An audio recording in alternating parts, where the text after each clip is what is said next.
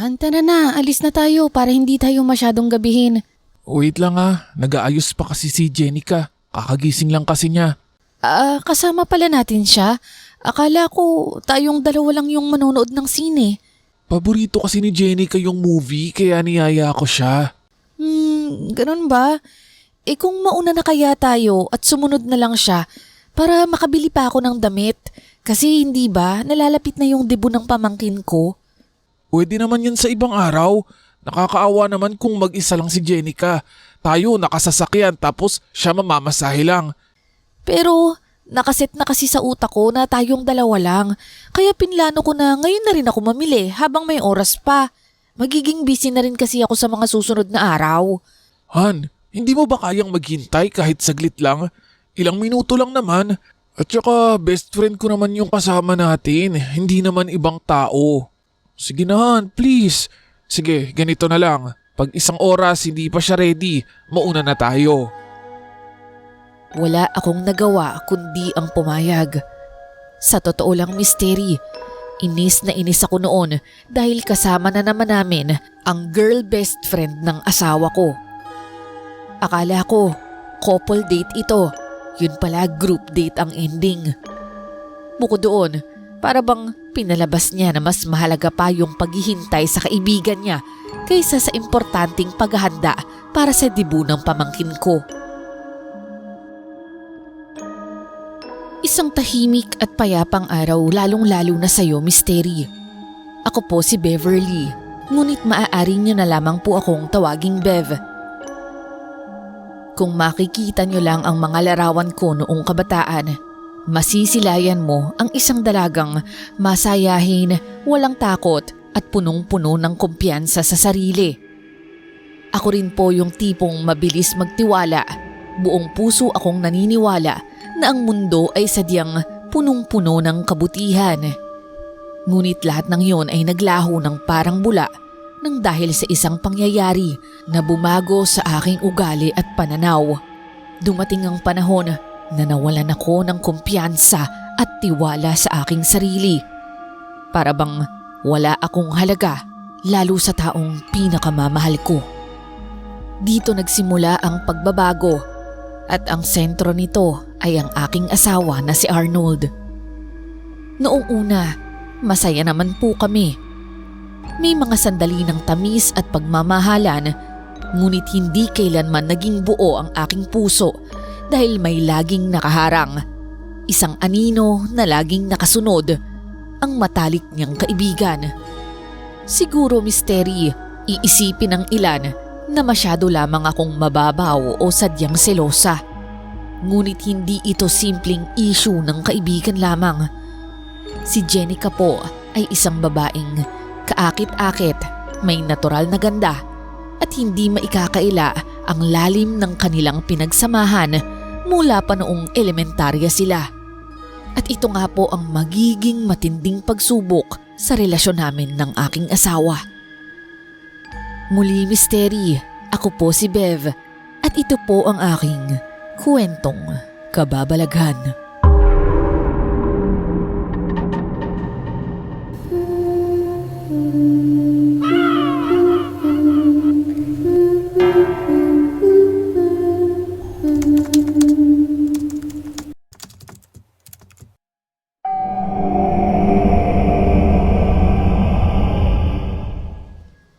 Sa halos lahat ng date namin ni Arnold noon, kasama namin si Jenica.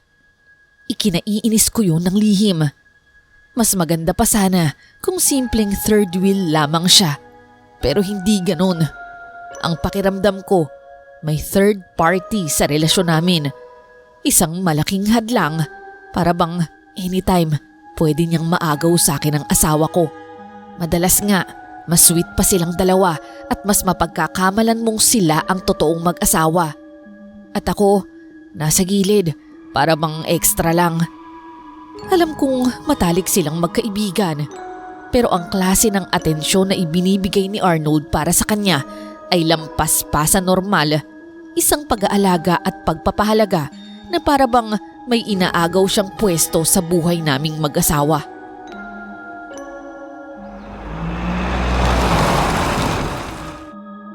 Uy, salamat hinintay niyo ko. Nahirapan kasi akong maghanap ng isusuot. Feeling ko, ang taba ko na. Asan ang mataba dyan? Lahat nga ng isuot mo bagay sa'yo eh. Naku, ikaw talaga best. Lagi mo na lang akong inuuto. Tignan mo nga itong si Beverly ang sexy pa rin. Medyo tumaba na nga siya eh. Kasi ba naman walang ginawa kundi mag-midnight snack. Hala, payag ka nun. Tinawag kang mataba nitong asawa mo. Okay lang, tumaba naman talaga ako eh. Hayaan mo, bibigyan kita ng tips para pumayat ka ulit. Para naman magbalik alindog ka naman. Hindi na, okay lang. Nga pala, yung bago mong boyfriend, si Alfred, kamusta na siya? Hindi ka ba niya niyayayang manood ng sine? Naku, magkaiba kami ng taste nun pagdating sa mga pelikula. Oo nga Han, kami na talaga ni Jenica yung magkasundo sa mga pelikula. Simulat sa pool, kami na yung laging magkasama. Madalas pa nga mag-movie marathon kami noon. Na-miss ko yun. What if gawin kaya ulit natin yun? OMG, ang exciting! Kaso, baka ayaw ni Bev ng ganun. Sa akin, okay lang basta kasama ako. Pero sa boyfriend mo, okay lang yon? Bakit? Baka gusto niyang sapakin ko siya kung aayaw siya. Walang makakaawat sa amin itong best ko, no? Talaga lang okay. Asar na asar ako noon habang nasa sasakyan kami. Pinahintay kami ni Jenica ng halos 2 oras, gayong nakatira lang naman siya sa kalapit bahay. Kami po kasi ni Arnold ay napilitang tumira katabi ng family house nila at doon naging kapitbahay rin namin si Jenica. Kaya naman mystery, laking pagsisisi ko nang mapagtanto ko yun. Sana pala hindi na lang ako pumayag. Kaya lang naman ako napao noon dahil malaking katipiran ang pagtira doon. Ang lupa ay regalo sa amin ng mama ni Arnold. Kaya naman ang pagpapatayo na lang ng bahay ang pinagkagastosan namin. Pero ngayon, naisip ko, sana pala hindi ako pumayag. Akala ko ang magiging challenge sa akin ay ang makisama sa biyenan ko. Ngunit hindi pala. Si Mama Tess ay sobrang bait sa akin. Simula noong girlfriend pa lang ako ni Arnold hanggang sa maging asawa niya, hindi nagbago ang mabuting pakikitungo niya sa akin. Ang kaso, nakahinga nga ako ng maluwag sa biyenan pero nahirapan naman ako sa matalik niyang kaibigan. Nakakainis kasi. Para kasing hindi pa rin nila nare-realize na sobra na yung ginagawa nila. Na dapat kapag mag-asawa na, ibang usapan na. Ako na dapat ang priority. Ako na ang number 1. Kaso hindi.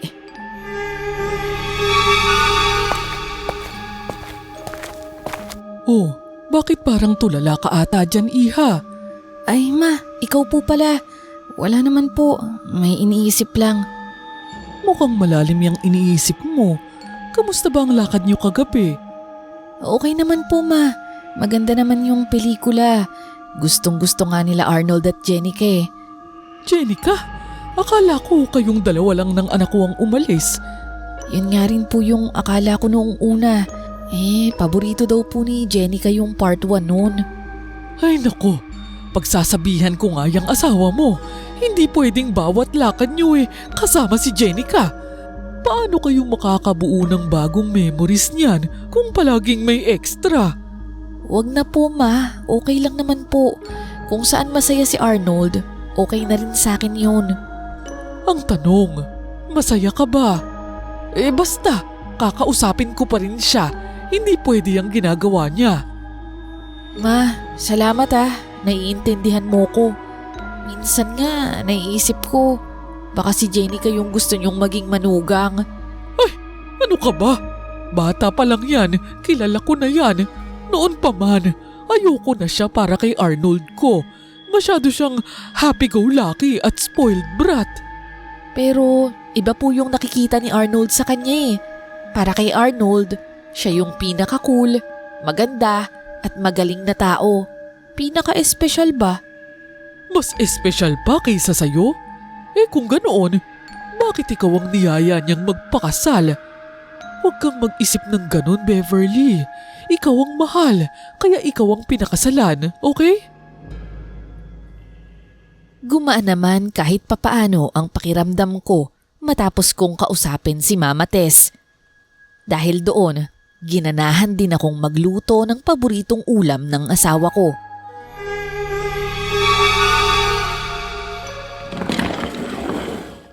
Dito na ako. Ay, kapagod sa trabaho. Ay, mabuti naman nandyan ka na. Ginabi ka yata, Han. Oo nga eh. Nagpasundo pa kasi si Jenica. Nag-away sila ng jowa niya. Dapat yun, hiwalayan na niya. Wala naman atang kwenta. Ganun ba? Di ba malayo yung pinagtatrabahuan ni Jenica mula sa opisina mo?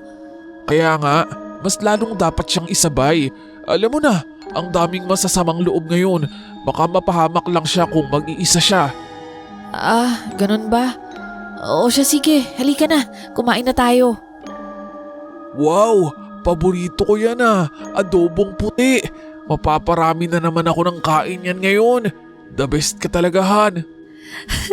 Buti naman. Oo, niluto ko yan para ganahan kang kumain. Alam ko, pagod ka sa trabaho eh. Ayos na ayos. Tapos mamaya, bago matulog, parang ang sarap sigurong magpamasahe. Ay nako, ikaw talaga.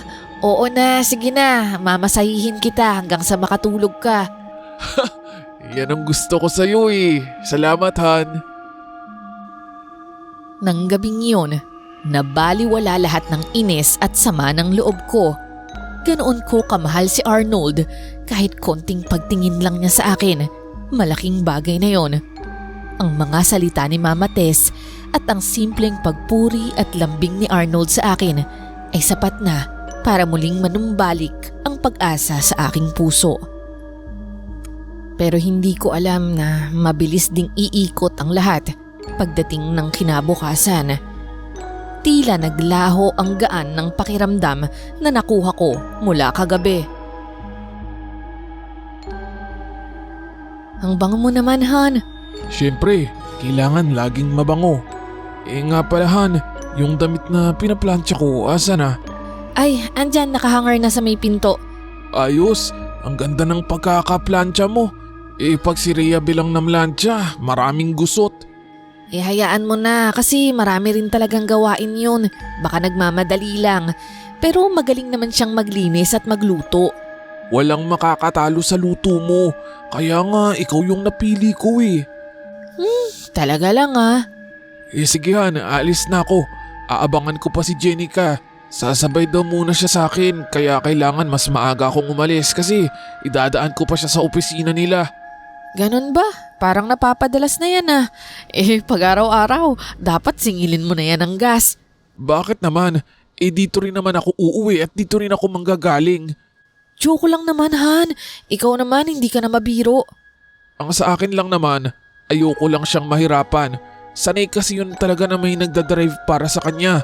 Hindi siya sanay mag-commute. Alam mo naman diba, kung hindi lang nalugi yung negosyo ng pamilya niya, hindi na sana mahahatak yung bago niyang kotse. Jenica. Mystery? Gustong gusto ko nang sumigaw sa sobrang umay. Umay na ako sa pangalang Jenica. Pero mukhang noong pinakasalan ko si Arnold, parang pinakasalan ko na rin ng kaibigan niya. Nang oras na yun, napairap na lamang ako ng palihim at nanahimik na lang ako para lang matapos na ang usapan at hindi ko na marinig pa ang pangalang yun. Pagdating ng uwian, inaasahan kong magiging maayos at normal ang lahat. Pero umuwi si Arnold na sobrang init ang ulo. Oh Han, andyan ka na pala. Kain ka na? Hindi, busog na ako. Ganon ba? Masarap pa naman yung niluto ko. Nilagang buto-buto. Iinitin ko na. No, gusto mo? Ang sabi ko, ayoko nga. Wala akong gana, okay? Ba't naninigaw ka? Tinatanong ka lang naman ng maayos ah. Dahil ang kulit mo, buwisit. Ako? Buisit? Han, anong ginawa ko sa'yo? Ba't ganyan ka magsalita sa akin? May nangyari ba? Wala. Kuha mo na lang ako ng beer. Gusto kong uminom. Iinom ka? Kakauwi mo lang? Uulitin ko pa ba? Tapos maiinis ka kapag sinabihan kang makulit. Oo, iinom ako. Kumuha ako ng 2 beer at mga yelo. Pero pagkaubos niya noon, hindi pa rin siya nakontento. Nagpabili pa siya sa labas ng 3 pa. Hanggang sa mapansin kong bumubulong-bulong na siya at parang lasing na lasing na. Han, umiiyak ka ba? Ako? Umiyak? Hindi ah. Alam mong nararamdaman ko. Busit na busit ako. Bakit? Ano ba talaga nangyari? Ikwento mo sa akin. Ilabas mo yung sama ng loob mo. Sa trabaho ba? Hindi. Kay Jenica. Ano? Nagkakaganyan ka dahil lang kay Jenica? Bakit? Kanina, tumawag siya sa akin. Hindi raw siya magpapasundo. Yun pala, kasama yung buwisit niyang jowa. Nag-propose daw sa kanya. At umuo siya. Oh, anong problema doon? Hindi ba dapat maging masaya ka para sa kanya? Paano ko magiging masaya kung alam kong sasaktan lang siya noon? Wala akong tiwala sa mokong na yun. Alam mo, hindi ko matanggap na mayroong ibang nag-aalaga sa kanya. Ako lang dapat. Ano? Seryoso ka ba sa mga sinasabi mo, ha, Arnold? Hindi ko siya kayang makitang ikasal sa iba eh. Parang nasaktan ako. Hindi na ako nakasagot pa dahil bigla na lamang bumagsak ang ulo niya sa lamesa at bigla na lamang siyang nakatulog. Misteri, hindi ko alam kung ano ang nangingibabaw sa akin noon. Ang sakit ng kalooban sa mga narinig ko o ang matinding galit ko sa kanya. Gustong gusto ko na siyang paluin ng bote sa ulo niya noon. Misteri, sa gabing yun, naging malinaw sa akin kung ano talaga ang nasa puso niya. At hindi ako yun. Napakasakit, nakakapanlumo, nakakagalit. Nagmuka akong tanga. Bakit ako nagpakasal sa isang taong iba pala ang nilalaman ng puso? At bakit niya ako inalok ng kasal kung iba pala talaga ang minamahal niya? Hindi ako nakatulog ng buong gabing yun hanggang sa magising siya kinaumagahan na tila ba walang nangyari.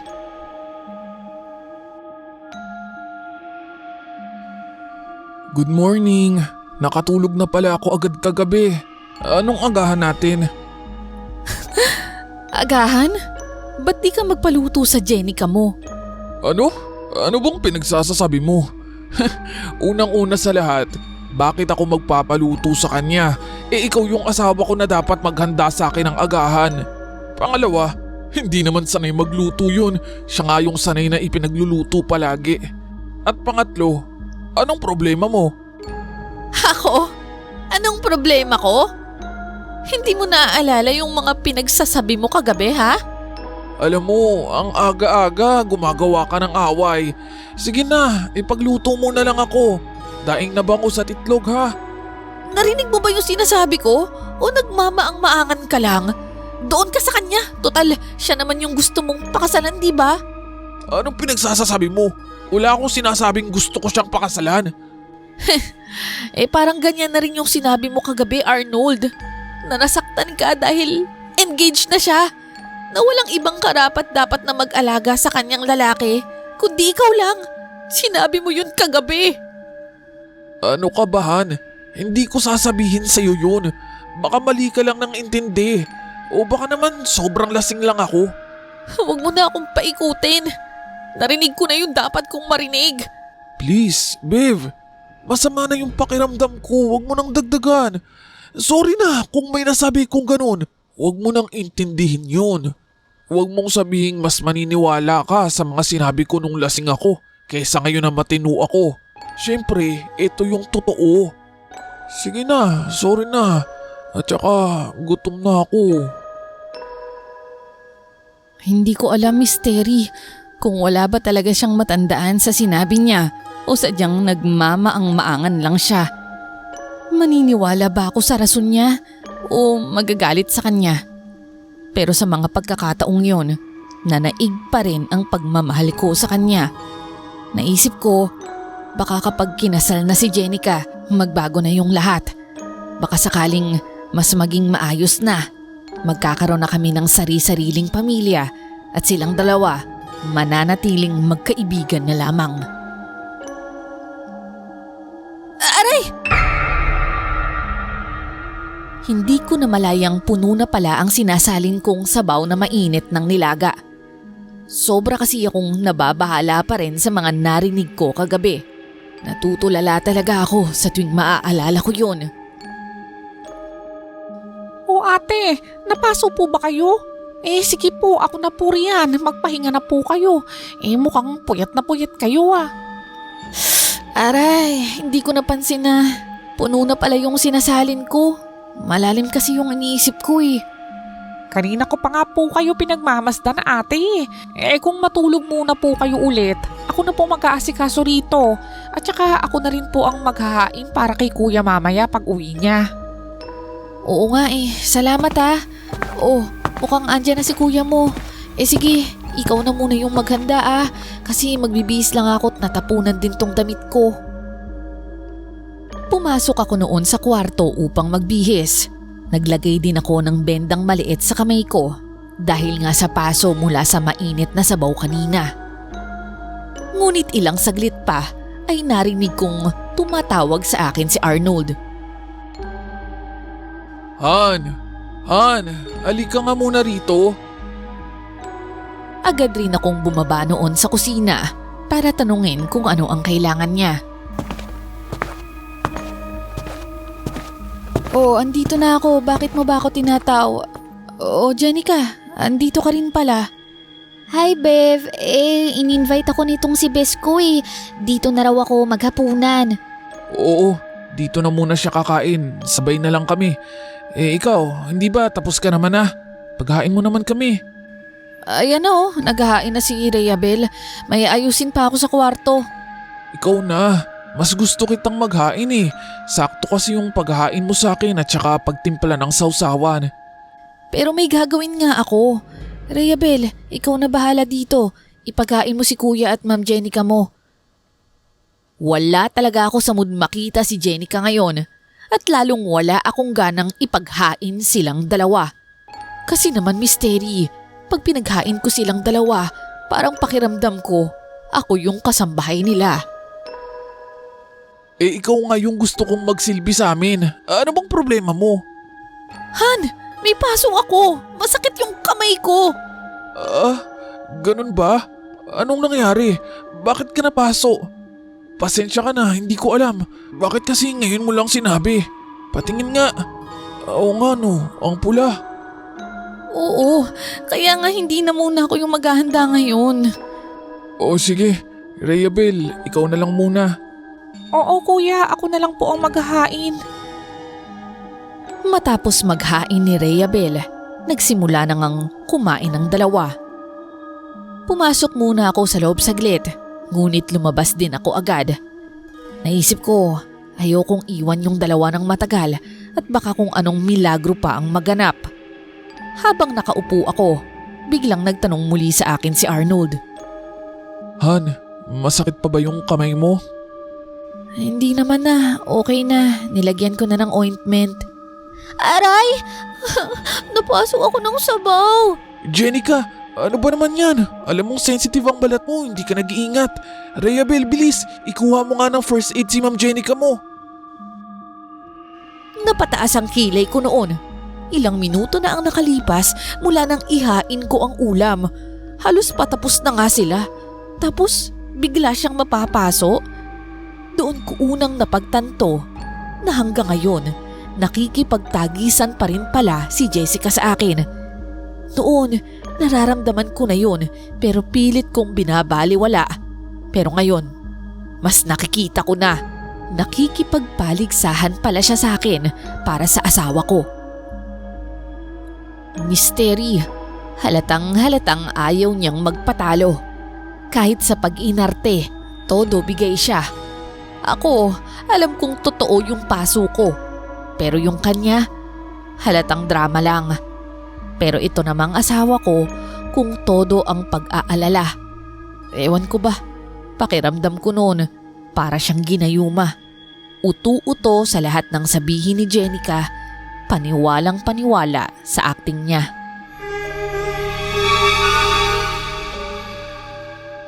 Habang nakahiga kami at naghahanda ng matulog, hindi ko pa rin kinikibo si Arnold. Han, bukas samahan mo akong mag-jogging ha. Ipahanda mo na rin yung mga damit ko. Baka bumili ako ng bagong tumbler nating 3. Ikaw, ako at saka yung kay Jenica. Hoy, naririnig mo ba ako? Oo na, bukas na yan. Gusto ko nang magpahinga. May problema ka pa rin ba? Bakit parang kanina ka pa aburido dyan? Wow, buti naman napansin mo ko, no? Puro na lang si Jenica yung inaalala mo, di ba? Yung paso ba niya yung iniisip mo? Natural, nasaktan yung tao. Alangan namang baliwalain ko. Nagsisimula ka na naman eh. Wow, para namang tunay na napaso siya. Malamig na yung sabaw nung oras na yun eh. Ako yung totoong nalapnos dahil kumukulo pa nung napaso ako. Han naman, ikaw sanay na sa mga paso ng mantika o sabaw dahil nagluluto ka. Si Jenica, hindi siya sanay mapaso. At saka sensitive talaga yung balat noon, bata pa lang kami. Napaharap ako sa kanya sa sobrang pagkadismaya sa pagtatanggol niya rito at hindi ako makapaniwala sa mga katwiran niya. Ha? Wow! Ganon talaga ka-sensitive? Sa hindi naman mainit na sabaw, napapaso siya ng ganon? Paano pa kaya pag totoong kumukulo yung sabaw? Try ko kaya. Malulusaw kaya yung balat niya? Ay nako, ewan ko sa'yo. Sabay talikod ko sa kanya. Hindi ko na rin kasi mapigilang maluha noon dahil ramdam na ramdam ko ang layo ng pagtrato niya sa akin kumpara kay Jenica. Mystery. Milya-milya. Para bang ang tingin niya sa akin robot na hindi nasasaktan. Tapos si Jenica parang isang porselanang manika na kailangan mong alagaan. Sobrang inis na inis ako noon at hindi na naman ako nakatulog magdamag.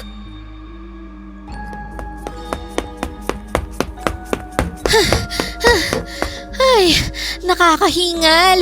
Ilang minuto na ba tayong tumatakbo? Magpahinga naman tayo. Pagod na ako. Hindi mo na ba talaga kaya, Habes? O sige, halika, magpahinga muna tayo. Sige, kayo na lang muna yung magpahinga. Itutuloy ko pa. Magkita na lang tayo mamaya. Wow, ang galing mo talaga, Bev. Para kang Amazona. Sige, kami na lang muna rito ni Arnold. Hahabol na lang kami sa'yo. Kinaumagahan yun nang magyayangang mag-jogging si Arnold. Hindi na ako sumagot pa sa mga sinabi ni Jenica dahil ayoko ring makipagplastikan sa kanya. Sa oras na yon, tumakbo ng tumakbo at mag-isip ng mag-isip. Ang kaso, sa sobrang lalim ng iniisip ko, hindi ko napansin na may bato pala sa daan. Aksidente ko itong natapakan at sapat ang laki nito para matapilok ako at tumumba. Nagasgas ang tuhod ko at para akong napilayan. Pagbagsak ko sa lupa, narinig kong napasigaw si Arnold. Han! Mabilis siyang tumakbo papalapit sa akin. Aray! Aray!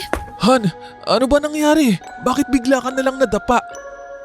Natapakan ko kasi yung malaking bato. Hindi ko napansin eh. Aray, may pila yata ako. Oo nga, may malaki ka nga ring sugat eh. Halika na, umuwi na tayo para magamot ka. Ramdam kong nag-aalala talaga siya. Inalalayan niya ako, hinawakan sa aking bewang. At ako naman, nakaakbay sa balikat niya at iika-ikang maglakad. Hanggang sa... Aray! Aray! Ang sakit ng tiyan ko. Parang may tumutusok. Arnold, tulungan mo ko. Ano na namang drama to? Seryoso ba siya? Sasabayan na naman niya yung nararamdaman ko? Makikipagpaligsahan na naman siya kung sino ang mas nasasaktan sa aming dalawa at kung sino ang mas uunahin ng asawa ko. Nakita ko naman si Arnold na natataranta at hindi malaman kung ano ang gagawin at kung sino sa amin ang uunahin. Sandali lang Han ha. Kaya mo pa bang tumayo? Kasi masakit daw yung tiyan ni Jenny. Hindi ko kaya, Han. Masakit yung paa ko. Hindi ko nga maihakbang eh. Teka, iuupo muna kita. Kailangan ko ring tulungan si Jenica. Pero, aray! Jenica, okay ka lang? Ang sakit ng tiyan ko, bes. Anong klaseng sakit? Parang mahilab na may tumutusok. Naiwan. Basta, sobrang sakit. Hindi ko rin kayang tumayo. Ganun ba? Han, sandali lang ha. Total, pilay lang naman yung sayo. Yung kay Jenica kasi, pwedeng food poisoning eh. Mas delikado. Iuwi ko muna siya sa bahay, tapos babalikan kita. Oo nga, feeling ko malala ito. Ouchie talaga. Sabay buhat ng asawa ko sa best friend niya. Mystery, naiwan na naman akong tulala, nag-iisa at hindi makapaniwala sa nangyari. Una sa lahat, halatang-halatang umaarte lamang si Jenica. Paano napaniwala si Arnold na mas malala ang nararamdaman niya kaysa sa nakita niyang nangyari sa akin?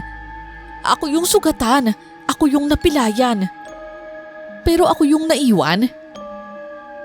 Iyak tawa na lamang ako sa pagkabaliw noon, Mystery.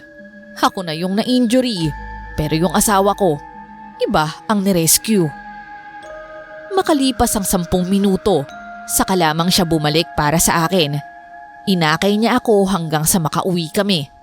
Hindi man lang niya nagawang buhatin ako tulad ng pagbubuhat niya kay Jenica. Ang katwiran niya, mas magaan daw kasi ito, hindi tulad ko na malaking bulas. Natulog na naman ako na masama ang loob. Ang pangyayaring yon ang isa na namang nagpatunay sa akin na mas mahalaga ang pagkakaibigan nila kaysa sa pagsasama namin.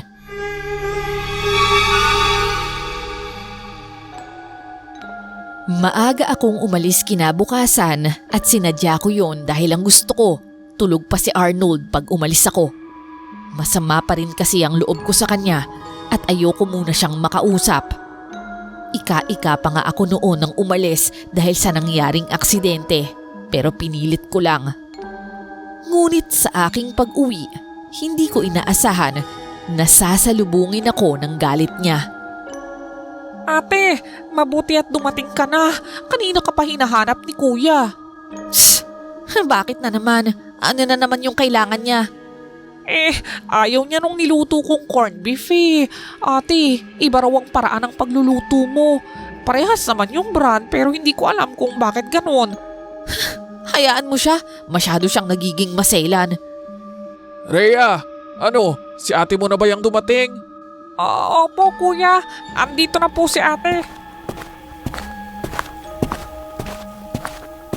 Beverly, at bakit ka umalis nang walang pasabi? Tapos di ka man lang muna naghanda ng agahan? Anong klase kang asawa? Ako pa talaga yung sasabihan mo ng ganyan ha? Hoy mister, para sabihin ko sa'yo, nagpakonsulta ako sa doktor mag-isa. Kasi alam kong wala ka namang pakialam sa akin eh. Kasi mas inuuna mo ang iba. Sino kaya sa atin yung walang kwentang asawa? Ganun ah? Akmang sasampalin ako ni Arnold nang marinig naming sumingit ang isang malakas na sigaw. Arnold, tingilan mo nga yan! Ma, si Beverly kasi. Narinig ko ang lahat. Tama naman si Beverly. Mas inuuna mo pa ang iba kaysa sa sarili mong asawa. Pero ma, hindi ko naman po pinabayaan si Bev. Binalikan ko naman siya agad. Sadyang mas matindi lang yung nangyari kay Jenica. Sobrang sakit kasi ng tiyan niya. Talaga ba? May masakit bang tiyan na umalis ng gabing-gabi tapos umuwi ng madaling araw na lasing na lasing? Ganun ba ang tunay na masakit ang tiyan? Pero hindi ba mas okay na yun na mukhang maayos na yung pakiramdam ni Jenica? Pero hindi mo man lang naisip na umaarte lang siya. Bakit naman niya gagawin yun, ma? Bakit niya gagawin? Dahil gusto niyang makipagkumpetensya. Kapag nag-aalala ka sa akin, pinipigilan niya yon at nag-iisip siya ng paraan para sa kanya ulit bumalik yung atensyon mo. Paano ka naman nakakasiguro dyan? Ano ka ba? Magkaibigan kami noon. Kilala ko siya. Hindi niya gagawin yun. Tama na! Ano man ang totoo, Arnold, kailangang unahin mo ang asawa mo. At yung tungkol sa drama ni Jenica. Oo, naniniwala ako kay Bev dahil nakita ng dalawang mata ko. Walang problema sa kanya. Pagkatapos lang ng insidenteng yun nakita ko siyang nakikipagchismisan sa labas. Hindi ako nagsisinungaling. Nakita ko ang nakita ko. Maaawa pa nga ako kung totoong nalapnos at sumakit ang tiyan niya. Kaso hindi talaga. Rhea Belle, halika nga muna rito. Ma'am, ano po yun? Pakigawa naman ng kape ang ate mo para makapagpahinga siya. Ikaw, Arnold, sumunod ka sa bahay at kakausapin kita. Ganoon nga ang nangyari, Misteri. At kahit papaano, naging masaya ako dahil may kakampi pa ako. Pero alam kong hindi pa rin sapat yun para bumalik sa ayos ang pagtitiwala ko sa asawa ko. Mula noong araw na yon, naghanap-hanap na ako ng maa-apply ang trabaho. Bago kami ikasal at bago ako maging housewife, isa po akong supervisor sa isang fast food chain. Binitawan ko ang trabaho at karir ko sa hiling ni Arnold na mag-focus ako sa pag-aalaga sa kanya at sa magiging pamilya namin. Pero sa nakikita ko ngayon, Misteri, maganda na ang makakasiguro ako. Ayokong dumating ang panahon na iwan na lang niya ako bigla. Tapos ako, walang-wala. Ayoko pong maging kawawa. Habang seryoso akong nakatingin sa aking laptop, biglang bumukas ang pinto. Halos mapatalon ako sa sobrang gulat. Si Rhea Belle po, humahangos at halos hindi makahinga sa pagkataranta. Ate! Dali! Lumabas ka! Nagulat naman ako sa iyo, Rhea Belle. Ano ba nangyari at bakit ka natataranta? Si Ma'am Jenica po. Kumatok na lang bigla kanina. Nanghihingi ng tulong. Lapnos na lapnos ang balat niya. Sobra. Ano? Lapnos? Paano nalapnos? Ewan ko po Basta namimilipit po siya sa sakit. Sige, bababa na ako. Agad akong tumayo at lumabas ng kwarto. Pagbaba ko ng hagdan, nakita ko si Arnold na paakyat naman. Magbibihis lang ako. Ang sabi niya, sabay takbo patungo sa aming silid. Misteri, handa na siya agad na isugod si Jenica sa ospital. At ako naman, hindi pa rin maalis ang pagdududa. May bahagi sa akin na nag-iisip kung totoo ba talaga ang lapnos na sinasabi ni Rhea Belle. At dahil sa inis ko kanina, parang may kung anong bulong sa isip ko na nagsasabing kung totoo mang nalapnos siya, buti nga sa kanya yon. Pero Misteri, pagdating ko sa sala, nagimbal ako sa nakita ko. Ang nangyari kay Jenica, hindi inarte, hindi biro. Ang mga braso at maging ang ilang parte ng dibdib ni Jenica ay mapulang-mapula at mukhang magaspang. Para siyang bahagyang nasilaban ng apoy o binuhusan ng kumukulong tubig. Namumutla din siya at halos hindi makagalaw. Diyos ko, Jenica, anong nangyari sa'yo? Hindi ko rin alam. Hindi ko talaga alam. Kailan mo naramdaman yan? Saan ka ba galing? Kanina, pagising ko. Nagising na lang ako na ganito na. Sobrang hapde. Hindi rin ako makagalaw. Para akong sinunog. Pero hindi ko maalala kung anong nangyari. Kung paano nangyari sa akin to. Ang pangit na ng balat ko. Mabilis kaming umalis at sumama na rin ako sa pagdala kay Jenica sa ospital kahit pa mabigat ang loob ko dahil kitang-kita ang seryosong kalagayan niya. Pagdating doon, hindi rin maipaliwanag ng doktor ang sanhi ng lapnos. Ang hinala nila dahil sa sobrang kalasingan ni Jenica, hindi na niya naalala ang aksidenteng nangyari sa kanya. Maaring doon siya nalapnos habang sobrang lasing at naramdaman lang ang tama ng paso nang mawala ang epekto ng alak. Maaari ring Nalapnos siya at nabuhusan niya ang sarili niya ng kumukulong tubig pero hindi niya na yun naramdaman nung lasing siya. Ang paliwanag ng doktor. Kitang-kita ko ang tindi ng pag-aalala ni Arnold. Kahit pa dumating na rin sa ospital ang mga magulang ni Jenica, ayaw pa rin niya itong iwanan. Hindi siya umalis sa tabi ng kaibigan. Ako naman, dahil sa abala na ang mga magulang niya, naging extra na naman ako. Tahimik akong umuwing mag-isa. Namasahe lang ako pauwi habang naiwan si Arnold doon kasama si Jenica at magdamag nagbantay sa kanya. Pag-uwi ko ng bahay, naroon si Mama Tess. Kanina pa pala siya nag-aabang ng balita. O Iha, kanina pa ako nandito. Inaabangan ko talaga kayo. Kamusta na ba si Jenica? Teka, asan si Arnold? Ikaw lang bang mag-isa ang umuwi? Opo ma, nagpaiwan si Arnold. Magbabantay daw siya. Pero ang alam ko, kinontak na ang mga magulang niya. Hindi ba nakarating? Ando na rin po ma, pero hayaan na lang po natin siya kung yun ang gusto niya. Pagod na rin akong ipaglaban yung lugar ko sa kanya. Pagpasensyahan mo na lang yung anak ko ha. Hindi ko alam na hanggang ikasal siya magiging ganito pa rin. Ma, wala po kayong dapat ihingi ng pasensya. Kung tutuusin nga napakabuti niyo sa akin. Wala po kayong kasalanan doon. Pero ma, aaminin ko, hindi ko na kaya yung ganito Gusto ko na lang palayain si Arnold para sila na lang magsama kung gusto niya talaga si Jenica. Ayokong maghiwalay kayo dahil ikaw talaga ang gusto ko para sa anak ko. Pero Iha, kung ano ang magiging desisyon mo, hindi kita pipigilan. Gusto ko ring maging masaya ka. Nagyakap kami ni Mama Tessa noon at sa totoo lang, siya lang ang natitirang nagiging dahilan kung bakit gusto ko pa ring lumaban. Pero habang tumatagal, Misteri, mas nakikita kong talong-talo na ako. Kaya naman ang gabing yun, nagdesisyon akong makipaghiwalay na kay Arnold. Nag-impake ako ng mga damit ko at bala kong umuwi muna sa bahay namin sa Maynila.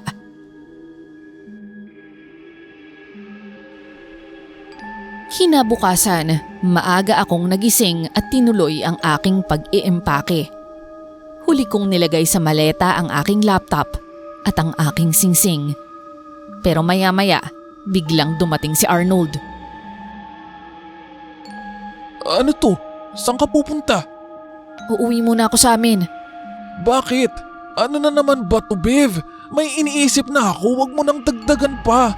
Ay, sorry naman ha. Pero hindi ba dapat maging masaya ka? Mababawasan na yung iniintindi mo at makakapag-focus ka na sa isa. Tungkol na naman ba to kay Jenica? Hindi mo ba siya nakita? Kailangan niya ng tulong ko. Wag mo naman siyang pagselosan. Hindi lang yan doon. Nagpatong-patong na Arnold. At habang tumatagal, nararamdaman ko lalo kung sino yung mas matimbang sa'yo. Walang ganon. Walang mas matimbang. Kailangan ko siya at kailangan niya ng tulong. Talaga lang ha. Sige nga, tanungin kita ngayon. Kung nasa bangka tayo, sabay kaming malaglag sa dagat, sino yung una mong sasagipin ha? Sagot! Huwag mo kong tanungin ng walang kwentang bagay, Bev. Oh, di ba? Hindi mo masagot? Sagutin mo. Huwag mo kong papiliin, Beverly. Baka di mo magustuhan ang sagot ko. Oh, di ba? Lumabas din. Lumabas din mula sa bibig mo. Kahit hindi mo diretsang sagutin, alam ko na yung sagot. Tumabi ka nga dyan, aalis na ako. Sabi nang hindi ka aalis eh. Ano ba? Buo na yung desisyon ko. At saka bakit ba ayaw mo kong umalis? Ayaw mo ba noon? Malaya ka na. Walang ahad lang sa inyo. Ang kulit mo. Sinabi nang dito ka lang eh. Akma na ulit akong sasampalin ni Arnold nang bigla siyang pigilan ni Rhea Bell. Kuya, maawa po kayo kay ate. Tama na po. Napahinto at parang natauhan si Arnold. Ibinaba niya ang kamay niya at inutusan si Rhea Bell. Rhea Bell, ibalik mo lahat ng damit ng ate mo sa aparador. Mamaya, lalabas na sa ospital si Jenica at dito muna siya magpapagaling. Pakilinis na rin yung kabilang kwarto. sabay labas nito. Misteri, halos mabaliw ako sa narinig ko. Matapos naming pag-awayan si Jenica, sa amin pa siya titira at magpapagaling. Mas lumala pa yata yung sitwasyon ngayon. Ate, okay ka lang ba? Gusto mo, isumbong ko kay Ma'am Tess yung ginawa sa'yo ni Kuya Arnold? Huwag na, okay lang ako.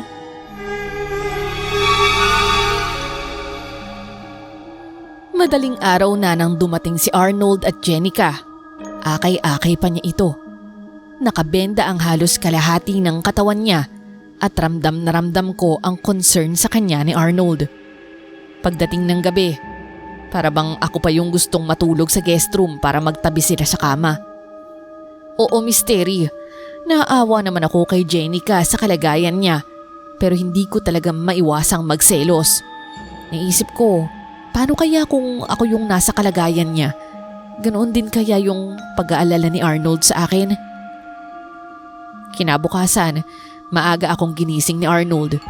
Nagulat pa ako dahil kadalasan mas nauuna akong magising kaysa sa kanya. Pero heto, nauna siya sa akin. Han, luto ka naman ng sabaw. Tinola o sinigang, bahala ka na.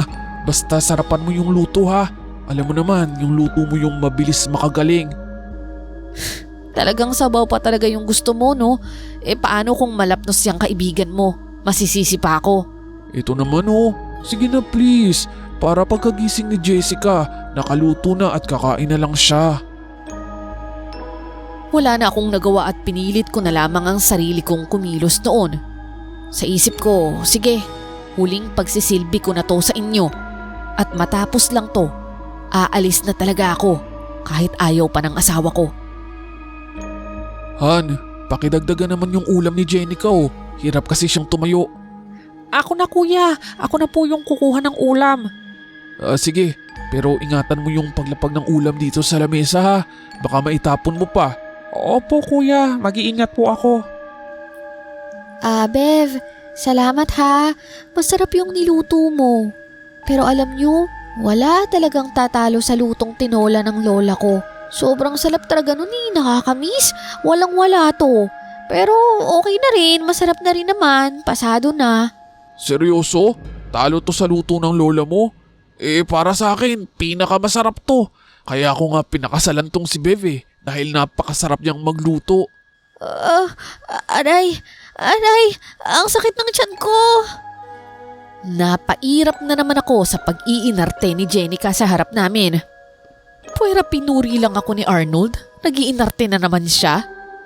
Pero misteri, habang tinititigan ko si Jessica, napapansin kong parang totoo ngang sumasakit na yung tiyan niya. Para bang hindi na siya nagdadrama. Aray, ang sakit ng tiyan ko. Bes, ano yung nasa bibig mo?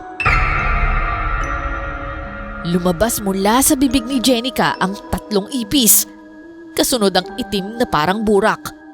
Dinura niya ito ng dinura pero mistulang laway itong hindi maubos-ubos. Kadiri, ano yan? Beverly, ano nilagay mo sa pagkain ko? Ano? Bakit ako? Jenica, pare-parehas lang tayo ng kinain. Ano ka ba? Oo nga Jenica, kanina pa tayo magkatabi. Pero wala naman akong nakitang ipis kanina. Ano gusto niyong palabasin? Na lumaki ang ipis sa tiyan ko tapos tsaka lumabas ngayon? Nagaling yan sa katawan ko? Arnold, gumising ka nga. May masamang balak sa akin ang asawa mo. Nagsiselo siya sa akin, kaya gumaganti siya. Hoy Jenica, mag-ingat-ingat ka sa mga sinasabi mo ha. Nananahimik ako rito. Matagal na kitang pinagtitimpian pero hindi ibig sabihin na nagagawan kita ng masama.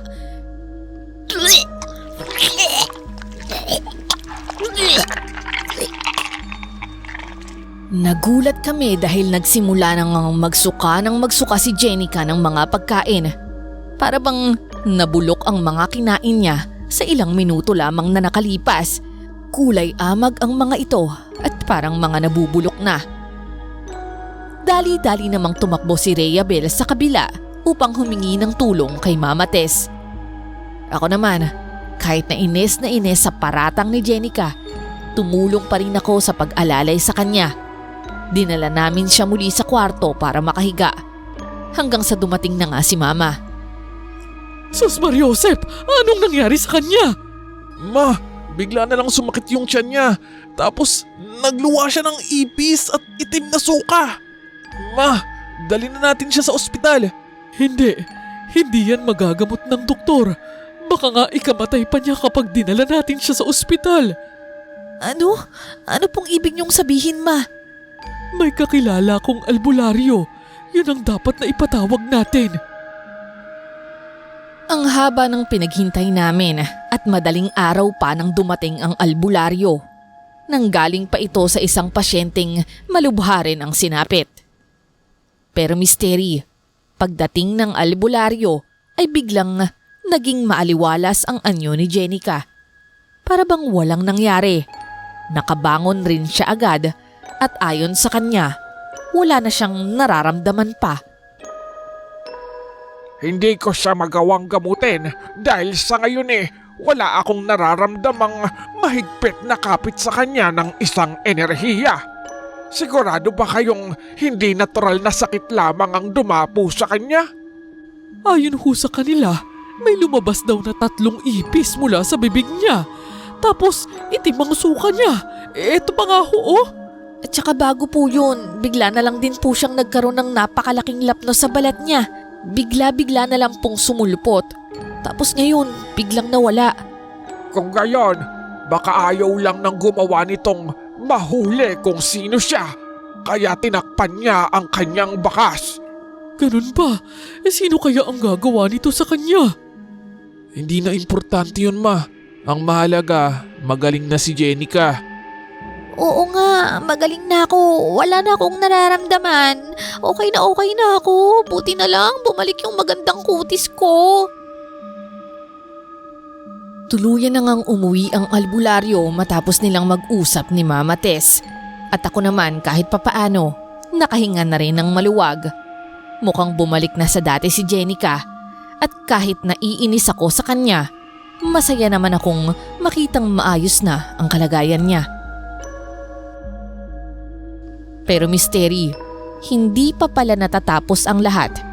Pagsapit muli ng gabi, si Arnold naman ang inatake ng sakit. Bigla na lamang namaga ang isang mata niya para bang may pigsa o matinding kulite na pagkalaki-laki. Ay, nakakatakot naman yung nasa mata mo, Arnold. Ang sakit! Ang sakit ng mata ko! Teka, lalagyan ko ng warm compress, Han. Parang puputok yung litid ng mata ko. Aray! Jenica, pwede bang ikaw muna yung magpuna sa mata ni Arnold? Kukuha lang ako ng ointment, ha? Teka lang, hindi ako marunong nito. Ano ba yan? Bakit ba kasi nagkaganyan ka, Arnold? Kanina lang okay ka naman. Okay naman yung mata mo. O, Rhea wala ka namang ginagawa, diba? Ikaw na nga maghawak nitong towel. May nagchat-chat pa kasi sa akin. Pagbalik ko, nakita kong namumutla na si Arnold. Rhea akin na, ako na dyan. Pakitawag naman si Mama o. Baka kailangan na nating dalhin sa doktor tong si Arnold. Sige po ate. Iba na yung pakiramdam ko. Han, parang mabubulag na ata ako. Ano ka ba? Huwag ka ngang magsasalita ng ganyan. Gagawa natin agad to ng paraan, ha? Dadalhin ka namin sa ospital.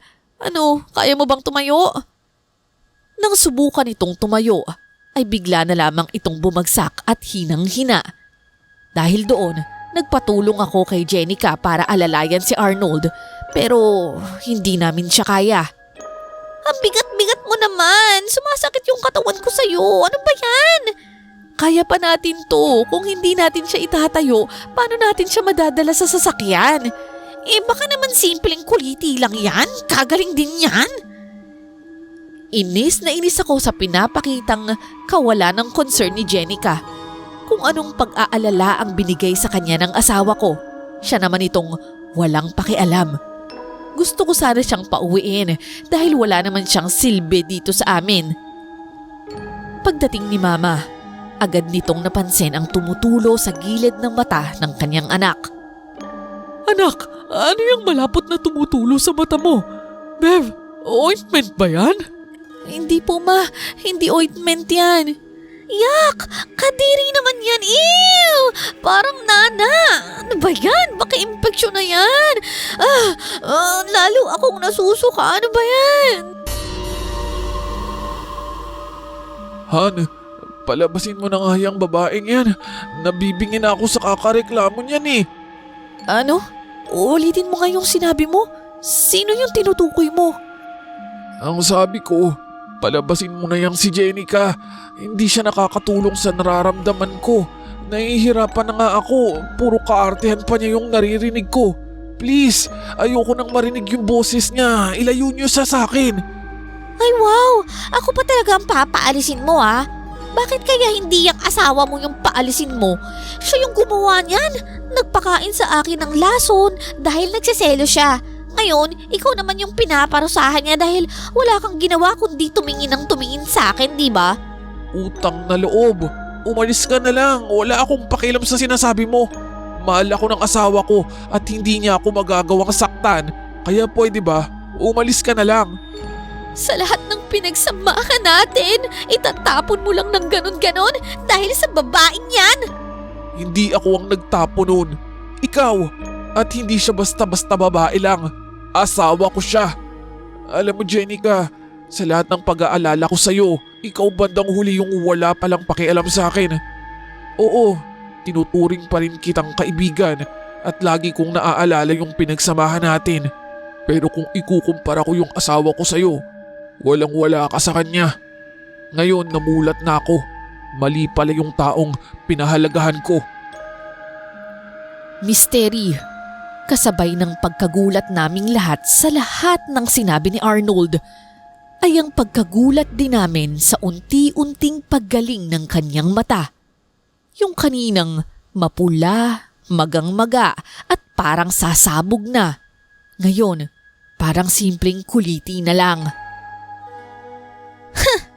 Kung ayaw mo na sa akin, mas lalong ayaw ko sa'yo. Kaya lang naman ako patuloy na nakikipagkaibigan sa'yo dahil alam kong patay na patay ka sa akin. Naawa lang ako. Pero diba, ilang beses kitang binasted noong bata tayo? Marami pang mas mayaman at mas gwapo sa'yo. Che, diyan ka na nga!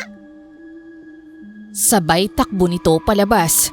Sinara naman ni Mama Tess ang pinto at nilak ito para masigurong hindi na babalik pa si Jenica. Matapos noon, niyakap ako ni Arnold. Lubos siyang humingi ng patawad sa mga nagawa niya sa akin. Kung hindi daw nangyari yun sa kanya, hindi niya makikita ang tunay na anyo ng kaibigan niya. Matapos noon, nagbalik na sa normal ang lahat.